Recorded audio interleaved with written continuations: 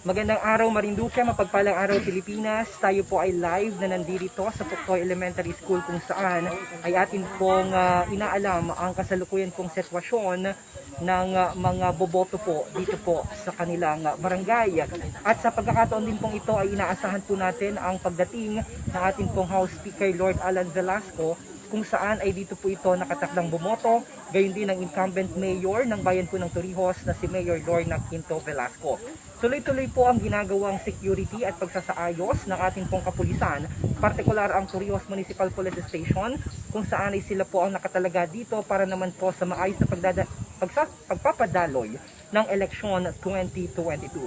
At ngayon po yung mga kapiling natin ang isa po sa mga opisyal ng Torrijos Municipal Police Station, si Sir Dario Pedigal, para alamin po natin sa kanila kung kailan po kayo sir naka-deploy dito at welcome po sa ating pong live coverage. Magandang umaga po. So simula po ng May 5 na na-deliver dito ang ating PCM, ang ating machine. Nandito na po kami 24 hours. Kasama po natin ang ating mga PIPAS, barangay officials, para po sa pagpapanatili ng seguridad dito sa ating halalan ngayong araw. So bali dalawa yung nakatalaga po dito. Dalawa po ang nakikita ko. Naka-designate po sa bawat polling precinct ay dalawang PNP at kaakibat na rin yung PIPAS. Okay. So kumusta po? Mula po na ang kayo ay matalaga po dito, meron mo po ba kayo mga na-encounter na mga challenges, mga aberya, or anything po na untoward incident sa inyo pong pag-cover o sa inyo pong pag-aasikaso at pagmamatsyag naman po ng kaayusan at ng seguridad dito pong mga presinto dito sa Puktoy Elementary School? Simula naman po nung ma-deliver itong voting machine ay wala pa po naman ay talaga yung anumang untoward incident o mga panglabag sa patungkol sa ating halalan. Ano po ba ang mga mensahe? Kayo po ba sir ay nakaboto na? Hindi po. Marlangga po ako bubuso. Okay. Pero mamaya na medyo bakit. So mula po kaninang umaga, nandito na po kayo? Opo, simula po nung late kami po nandito, wala kaming halitan.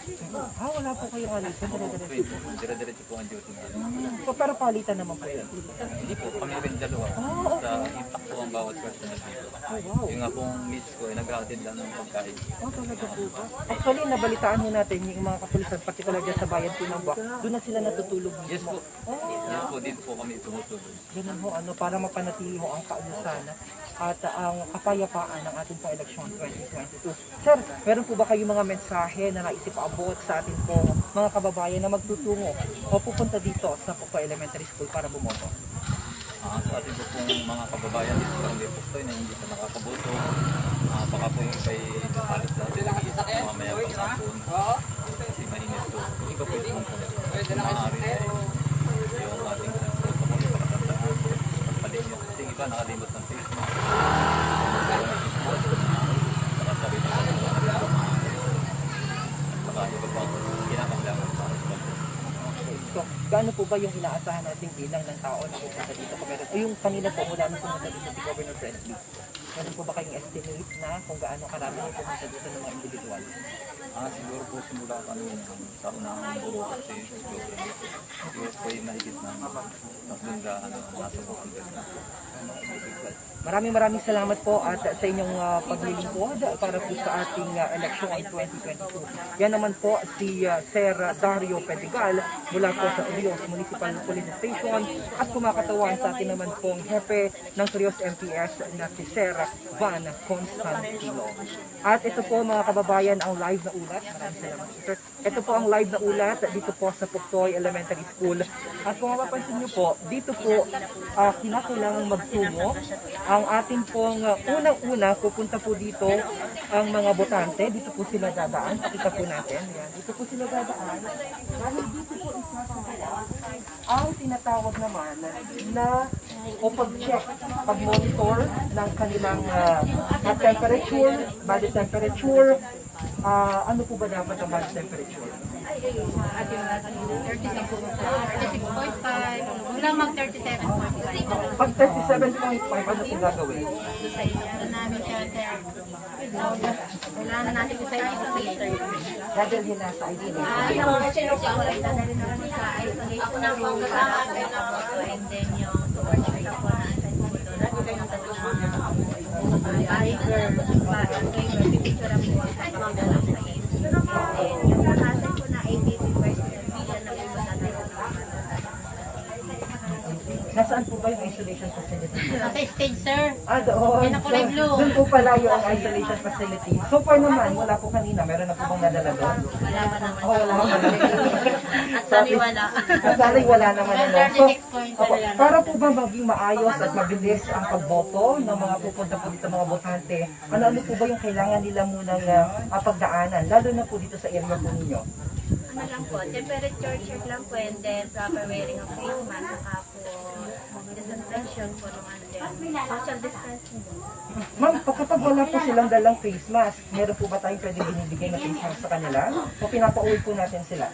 Ano po ay ginagawan po ng parang bago sila pumasok ay meron po silang face mask. Okay, so para sa kabatiran po natin mga kababayan, face mask lamang naman ang kailangan, hindi na po kailangan ng face shield. Ano po ulit ang pangalan ninyo, ma'am? At Miss Adelina Idanan po. Kayo po ay Teacher po. dito sa Pagkailangan. Sorry, Hussein High School. Kayo po ay naka-assign dito para mga siwa po dito sa... Support staff po sa Okay, nakaboto na po kayo, ma'am. hindi pa mamaya na po. Mamaya na po. Ma'am, doon sa mga kababayan natin na medyo nag-aatubili pa na magtungo dito sa mga presinto, ano pong nais niyo mensahe na ipabot sa kanila?